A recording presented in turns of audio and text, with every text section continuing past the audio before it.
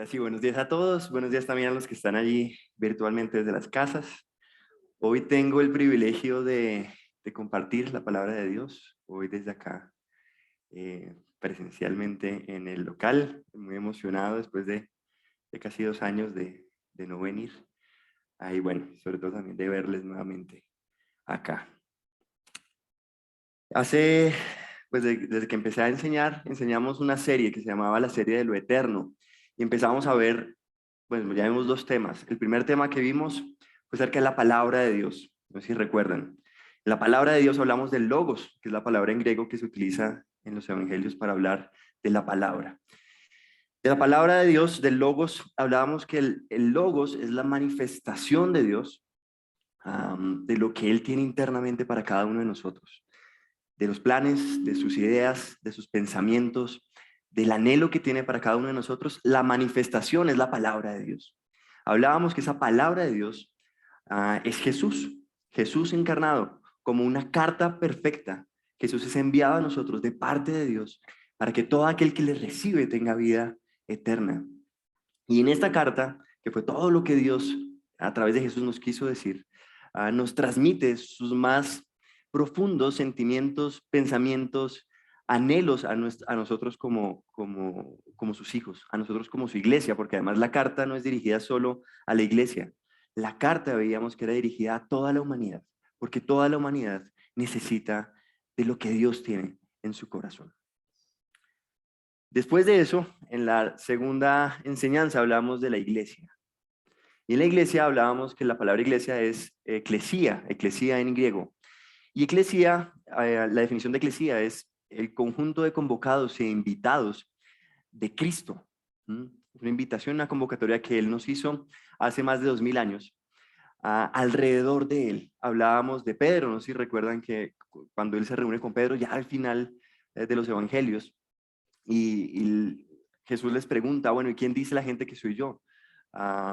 Pedro le dice, tú eres el Cristo, el Hijo del Dios viviente. Y él le dice, muy bien, Pedro, muy bien lo has dicho. Y sobre esta roca edificaré mi iglesia. Estuvimos hablando de la roca, de lo que era la piedra angular. Estuvimos hablando de que sobre esa roca, que es el fundamento de Cristo, toda la iglesia y nosotros como piedras nos hemos venido edificando con un propósito precioso. Dice que Dios está formando un templo en el que Él es el centro, y no solo el centro, sino sobre el que todo está cimentado, y allí se rinde culto, honor y gloria a Él. Hasta allí vamos. Hemos visto dos temas de lo eterno. Ambas cosas son eternas. Hablábamos que Cristo, pues al ser la palabra de Dios, es eterno, desde siempre ha estado y siempre estará. Es una palabra que nunca cambia, es una carta que no ha cambiado en los últimos 2000 años, y desde el inicio de la fundación del mundo no ha cambiado esto que Dios nos ha preparado para nosotros, a diferencia de pronto nosotros, que si somos oscilantes y cambiamos nuestra forma de pensar constantemente, Dios no. La idea de Dios, lo que Él tiene para nosotros, sigue igual hasta hoy y hasta la eternidad. Igualmente, Cristo siendo la piedra angular, hablábamos de un versículo precioso, Mateo 16, hablaba de que las puertas del Hades no prevalecerán contra la iglesia de Cristo. Y a mí me llena de emoción ver que nada nos puede tocar. Si la muerte no nos toca, ese mismo edificio que ha sido edificado desde hace 2000 años, ese mismo edificio, después de que todos muramos, estará allá igual puestecito. Y estaremos todos acá reunidos, adorándole al Señor, como un templo santo y con todas las piedras que Dios ha venido convocando y ha venido, más bien todas las piedras que hemos venido aceptando a Cristo y haciendo parte de este edificio hermoso. El día de hoy vamos a hablar de otra de esas características o promesas o cosas que Dios ha preparado y que tiene esa característica de eterno. El día de hoy vamos a estar hablando de la vida eterna. Vamos a estar hablando de dos cosas principalmente, de qué es la vida eterna, uno, y la otra de tres invitaciones que encuentro en las Escrituras que Dios hace acerca de esto, que debemos hacer frente a la vida eterna. Y bueno, creo que todos conocen este versículo. Está en Juan, el Evangelio de Juan, capítulo 17, versículo del 1 al 3. Les invito a los que tienen Biblia por ahí a que lo abran, los espero, lo mismo que están allá en la casa, abran este versículo.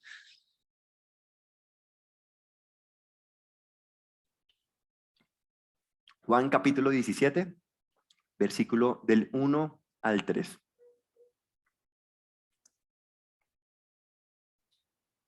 Y aprovechando que estamos acá, los que estamos acá, le pido porfa a mi tío Juan, si nos, con una voz fuerte como la tuya, nos lees y yo aquí se los leo también después a los chicos acá. Capítulo 17, versículo del 1 al 3.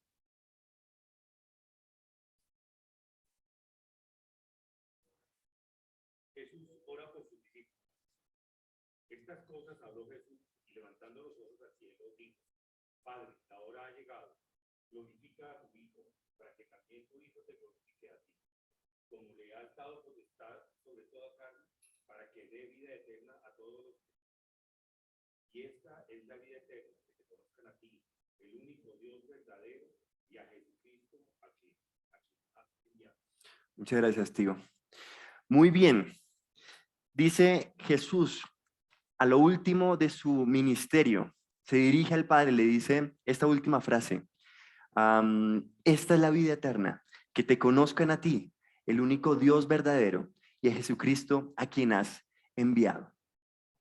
Me encanta cuando la Biblia o Jesús es claro y tajante, dice, mira, esto es esto, punto. Entonces uno dice, listo, ya está definido, no tengo que ponerme a pensar en cómo definirlo. Porque en medio de la investigación de este tema me puse a preguntar a Google, a ver Google qué decía acerca de qué es la vida. Y me encontré, por ejemplo, que los científicos todavía no saben qué es la vida. O más bien, todavía no se ponen de acuerdo en qué es la vida. Yo decía, qué delicia. Y Jesús, al final de su vida, nos dijo, y esta es la vida eterna, que te conozcan a ti y a Jesucristo a quien has enviado. Sencillo. Curiosamente, en el Evangelio de Juan es donde más se encuentra la palabra vida eterna. Se nombra 17 veces. Y solo hasta el final Jesús decide revelar qué es la vida eterna. Jesús siempre habla de la vida eterna, pero solo hasta el final dice, y esta es la vida eterna, que te conozcan a ti, al Padre y al Hijo.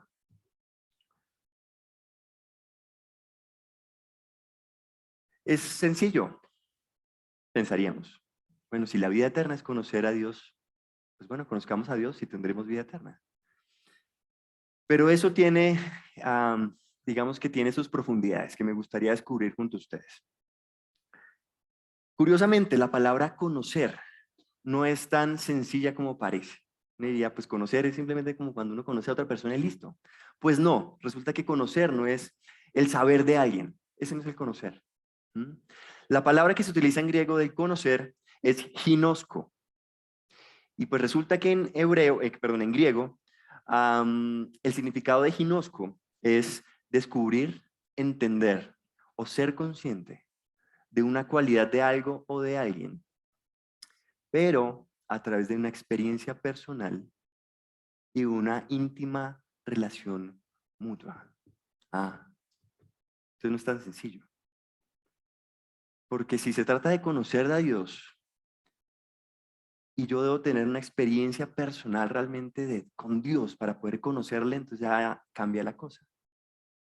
¿Cómo yo realmente experimento a Dios? Porque es muy fácil coger la Biblia y leérsela, memorizársela, pero realmente experimentamos aquello de lo que leemos, experimentamos aquello de lo que nos memorizamos, realmente lo vivimos día a día. Una cosa es saber de Biblia, una cosa es saber quién es Dios, pero otra muy diferente es vivir a Dios, vivir sus promesas, vivir sus verdades, vivir sus deseos. Son dos cosas muy diferentes y es lo que vamos a ver. Vamos a tocar lo primero. Conocer a Dios es tener una experiencia personal con Él y conocerlo a través de eso. Para eso, les traigo una historia. La historia de Job.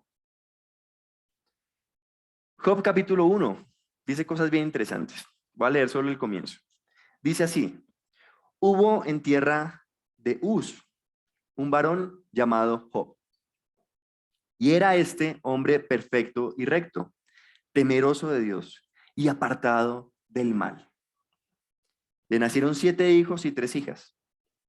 Su hacienda Era 7.000 ovejas, 3.000 camellos, 500 yuntas de bueyes. Yuntas, averigüéis, parejas de bueyes. Es decir, no eran 500 bueyes, eran 1.000 bueyes, porque iban en parejas. 500 asnas y muchísimos criados. Y era aquel varón más grande que todos los orientales. Aparte de eso, más adelante dice que hacía sacrificios a Dios. Y que además de hacer sacrificios a Dios, sacrificaba por si los hijos pecaban y no hacían sacrificios para redención de sus pecados, sino dije, por si mis hijos no hacen esto, pues yo sacrifico para que también Dios perdone a los hijos. Es decir, no era una persona ajena a Dios, era una persona que conocía a Dios. Y como decía al principio, dice que es un hombre recto y perfecto y temeroso de Dios. No estamos hablando de cualquier cristiano. Estamos hablando de alguien que realmente teme a Dios y hace las cosas. Lo que sería hoy un Job sería un cristiano comprometido, que va a culto todos los domingos, pero no solo que va, que realmente sirve fielmente en un ministerio.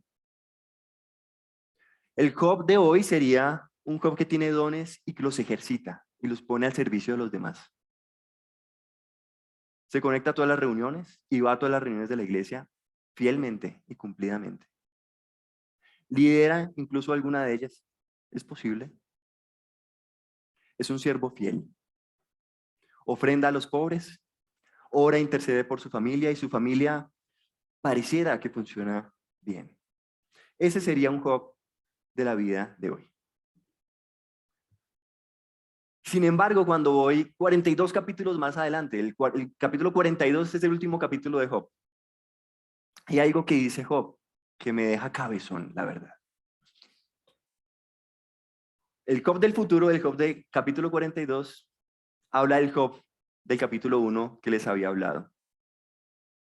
Y dice lo siguiente, capítulo 42, versículo 5. Dios, más bien Job le ora a Dios, le dice, Dios, de oídas te había oído, pero ahora mis ojos te ven. Vuelvo a repetir, de oídas te había oído, pero ahora mis ojos te ven. ¿Qué significa esto? Job estaba reconociendo que el Job del capítulo 1, del primer capítulo, realmente no había tenido una experiencia con Dios. Que lo que él conocía de Dios lo había oído, posiblemente de otros. Pero realmente él, solo a 42 capítulos después, dice, pero ahora mis ojos te ven. Ahora yo sí soy el que está experimentándote a ti. ¿Qué tuvo que pasar para que Job viera al final al Señor y le experimentara personalmente, que es lo que estamos revisando en este capítulo? Pues yo te digo, que pasaron 42 capítulos.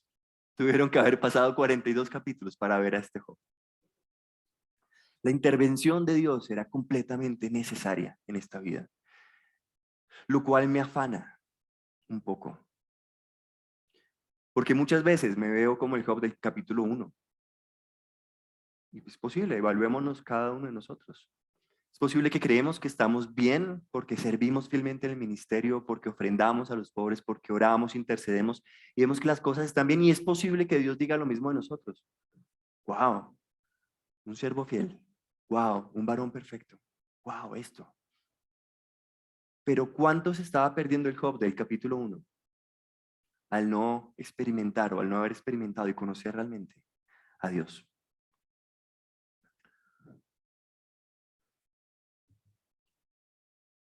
Preguntémonos esto. ¿Cómo has experimentado en la última semana a Dios? ¿Lo estás haciendo a través de experiencias de otros, de lo que escuchas de otros? De oídas te había oído, decía Job. De pronto ves cómo en los demás Dios se está manifestando poderosamente, pero de pronto en tu vida hay algo de sequía y no experimentas realmente las promesas, las palabras. No estás experimentando realmente el reino de Dios en tu vida.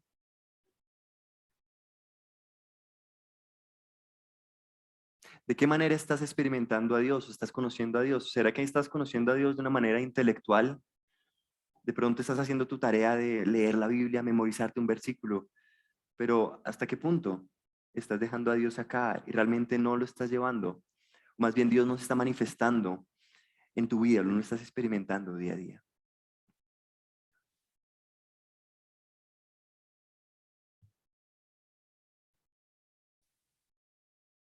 La vida de Job, el Job del capítulo 1 y del 42, nos enseña que es posible ser y tener muchas cosas espirituales en el Señor, muy valiosas, pero es posible que no estemos experimentando el conocerle y experimentar, más bien que no estemos experimentando la vida eterna, que como decía Jesús, es conocerle a Él de una manera personal.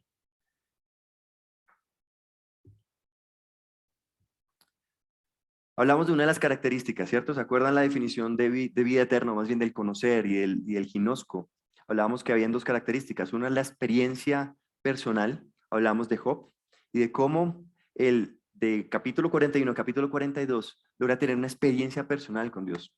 La segunda característica se logra a través de una íntima relación. Y me encanta este versículo que vamos a tocar hoy, porque el griego de la palabra ginosco también se repite en otro de las narraciones más interesantes de la Biblia, que es cuando el ángel Gabriel se le revela a María. Y le dice el ángel Gabriel: María, llena eres de gracia, el Señor está contigo, todo esto, muy chévere el saludo. Y le dice: María, y estás embarazada. Yo creo que María abre los ojos y dice, pues bueno, de hecho lo dijo, ¿cómo es esto posible? Y dice: si yo aún no conozco varón.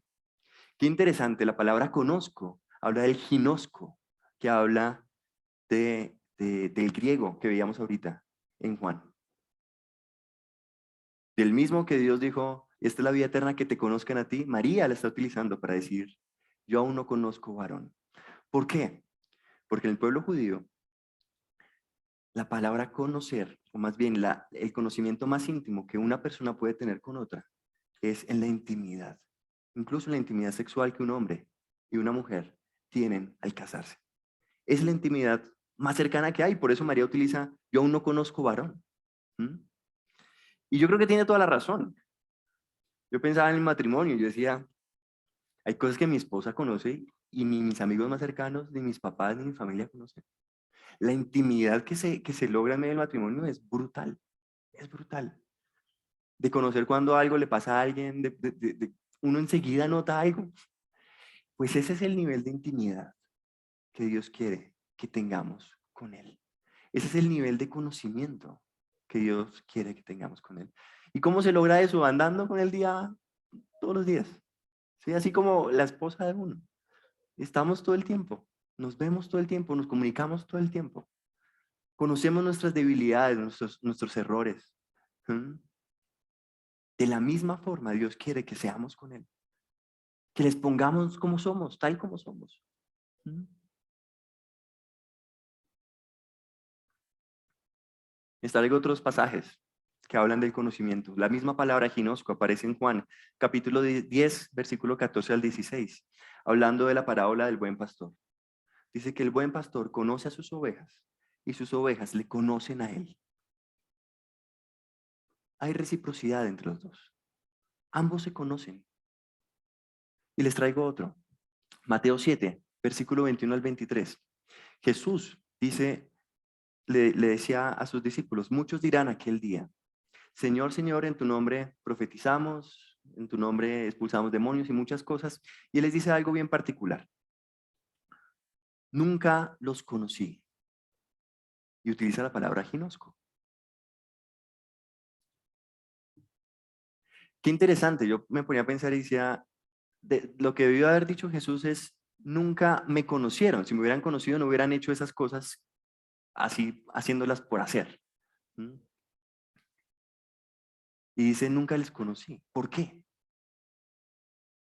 Ah, pues por el principio de que el conocimiento es mutuo. Si Dios nunca los conoció a ellos, a estos de los que estaba hablando, pues ellos nunca le conocieron a Él. Porque cuando hay intimidad, debe ser de ambos lados. Tanto yo me muestro como el otro se muestra. Y así debemos ser con Dios. Si no estamos logrando intimidad y hoy estamos rajados y decimos, la verdad, mi intimidad con el Señor está en la mala, pues preguntémonos, ¿del lado del Señor hay disposición de mostrarse? Pues por supuesto que sí, nos mandó a Cristo, a la carta abierta, a la carta perfecta, tratando de comunicarse con nosotros, nos mandó lo más preciado para comunicarse con nosotros, por supuesto que sí, no hay duda, Dios quiere comunicarse con nosotros, quiere darse a conocer, entonces ¿por qué no hay intimidad? Pues porque yo no siempre estoy dispuesto a darme a conocer al Señor, porque yo no estoy dispuesto siempre a mostrar mis debilidades. Porque yo no estoy siempre dispuesto a confesar mis pecados delante de Él. ¿Mm? ¿De quién depende? Pues bueno, de mí. Nos sentimos rajados en vida eterna, nos sentimos rajados en conocimiento de Dios, en experiencia con Él. Pues revisemos cómo está nuestra intimidad con Él, cómo está nuestra disposición a ser corregidos por Él, a que Él se meta con nosotros.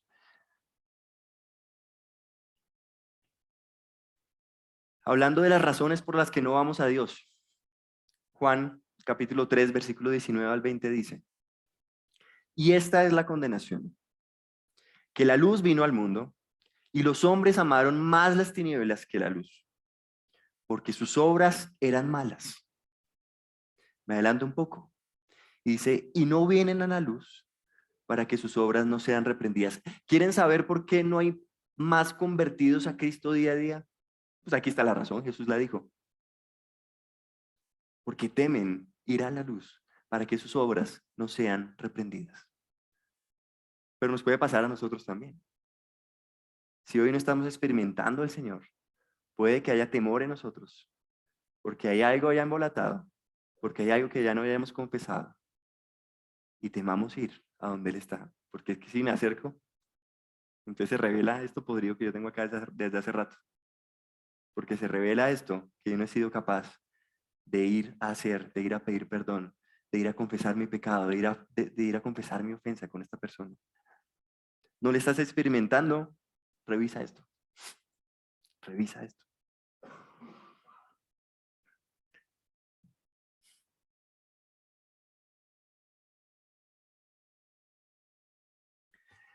Si te sientes rajado, si cuando hice la primera pregunta de ¿qué tanto estás experimentando a Dios en tu vida? Y realmente te pones a pensar y dices, no, la verdad llevo unos buenos tiempos de sequía. De pronto estoy lleno de muchas ideas, de pronto estoy lleno de muchos conceptos, me sé la Biblia de pe a pa, me sé los hechos, me sé dónde está este versículo exactamente en la Biblia, pero realmente no estás experimentando algo, no estás experimentando a Dios, realmente esa intimidad o ese día a día, ese caminar con el Señor no se está dando. Tranquilo. Creo que en ese plan debemos estar nosotros hoy, de estar buscando cómo experimentar día a día más a nuestro Señor.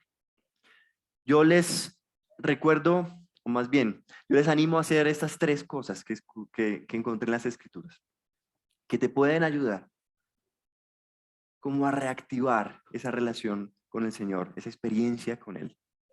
La primera, ya la vimos, descúbrete, ve a la luz, descúbrete. Veíamos en Juan, perdón, sí, en Juan. Veíamos en Juan que Jesús nos revelaba la razón por la que no íbamos a Él. La razón porque teníamos temor de ir a la luz y que nuestras obras fueran reprendidas. Yo te digo, qué bobada, perdón la expresión, qué pendejada. ¿Mm? ¿Acaso Dios no conocía todas nuestras obras? ¿Acaso Dios no conocía todos nuestros pensamientos? Es que tenemos que perder. Si he de ir a la luz para que mis obras sean probadas, para que mis obras sean corregidas, qué delicia. Vayamos a la luz. Vayamos a la luz. ¿Mm? Descúbrete. Destápate. Confiésate. ¿Tienes algo podrido? Sácalo a la luz. ¿Qué es lo peor que puede pasar? Si ya reconociste a Jesús en tu corazón, entonces eres salvo. ¿Qué puede pasar? ¿Mm? A veces como seres humanos nos enredamos en vainas que dice, pero ¿por qué este enredo tan fácil de solucionar? Y entonces Dios, te lo aseguro, Dios está con las manos abiertas esperándote para restaurarte, para limpiarte, para levantarte, para llenarte de su luz y traer más claridad a tu vida. Y sobre todo para que empieces a experimentar una vida cristiana activa, conociéndole a Él, no intelectualmente, no intelectualmente, realmente teniendo intimidad, casi como de esposo a esposa. Lo segundo que encuentro en las Escrituras y que les invito, iglesia, a hacer es creer. Juan 3:16, antecitos de lo que les leí, de la condenación y esto, dice, porque de tal manera amó Dios al mundo que dio a su Hijo unigénito, para que todo aquel que en Él cree no se pierda, mas tenga vida eterna. El requisito para poder andar, para poder conocer, para poder caminar junto a Dios en la vida cristiana es creerle. No tiene sentido llenarnos de información contenida acá si no creemos todo lo que está acá escrito. Yo les pregunto, ¿cuánto de lo que ustedes han aprendido acá creen? Yo les mando mi estadística, no es muy inspiradora, pero yo creo que en mi vida cristiana no he creído más del 2% de lo que dice acá. 2%. Y con el 2% estoy aquí parado.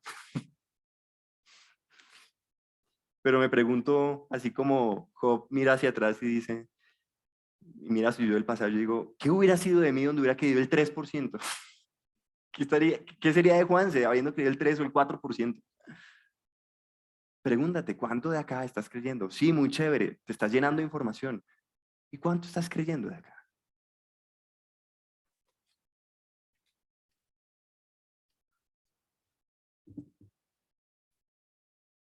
La vida cristiana, o más bien, Cristo es el camino. Cristo vino para abrir un camino. Pero recuerda, ese camino hay que andarlo. No esperes que Dios te suba en ascensor. El camino está abierto, sí, gloria a Dios. Es el Evangelio. Cree en Jesucristo y sé salvo. Pero tienes que andar. Hay un camino por recorrer. ¿Mm? ¿Cómo se recorre ese camino? Creyendo. Y entonces vas a encontrarte con un camino donde el paisaje, donde la meta, donde el propósito es vida eterna. Es conocerle a Él. Si hoy no le estás conociendo o experimentando, pregúntate si estás andando el camino correcto, el camino de Cristo. Porque es posible que estés andando otros caminos. ¿Cómo se andan otros caminos? No creyéndole. Sencillo. Porque cuando uno decide no creerle a Cristo, uno está decidiendo creerle al mundo. No se puede vivir la vida no creyendo en nada, no. Uno siempre cree en algo. Si no es en Cristo, es en otra cosa. Y si estás creyendo en otra cosa es porque estás andando otros caminos que te están ofreciendo. Entonces, revisemos. Puede ser un síntoma. Si hoy no estás experimentando y conociendo al Señor día a día, de pronto puede ser que estés andando caminos que no estén planteados por Él. Solo hay un camino, Jesús. La tercera invitación que te hago, siembra para el Espíritu. Gálatas 6, versículo 8 dice, porque el que siembra para su propia carne, de la carne recogerá corrupción. Pero el que siembra para el Espíritu, del Espíritu recogerá vida eterna. Lo que estamos hablando acá. Vida eterna. ¿Y qué es la vida eterna? Que te conozcan a ti, al único Dios verdadero, y a Jesucristo a quien has enviado. Otra alerta. ¿No estás experimentando a Dios en tu vida? ¿A qué le estás sembrando? ¿A qué le estás invirtiendo? Sembrar no es una tarea fácil. Sembrar requiere mucho trabajo. Requiere arar la tierra, requiere poner semillita por semillita, ordenarla, después ir a regar. ¿A qué le estamos invirtiendo tiempo, esfuerzo, herramientas, recursos? Si hoy no estás recogiendo conocimiento, experiencia con Dios, si hoy no estás recogiendo tener una vida en intimidad con el Señor, revisa, porque puedes estar sembrando para la carne y estar más bien recogiendo corrupción y enredándote más en la vida.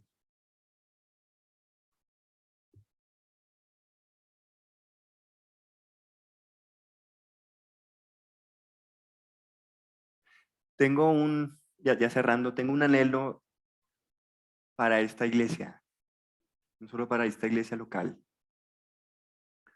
para la iglesia de Cristo en Bogotá, en Colombia, en el mundo.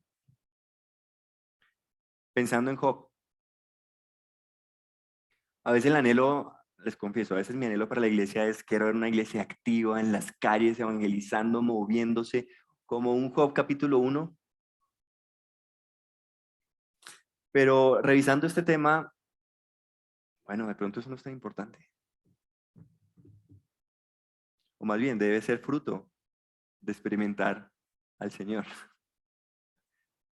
Pero si me ponen a escoger entre una iglesia activa, moviéndose, haciendo muchas cosas, y entre realmente conocer al Señor y experimentarlo, si tengo que escoger entre las dos, pues yo anhelo para esta iglesia que diga, pero ahora mis ojos te ven, Dios. Pero ahora te conozco, Dios.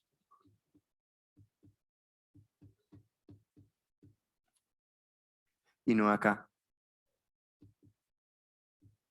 Realmente, Dios, ahora ya sé quién eres. Que no sea por oídas de otros. Que realmente que sea una iglesia que experimente día a día el poder, las promesas, las palabras de Dios.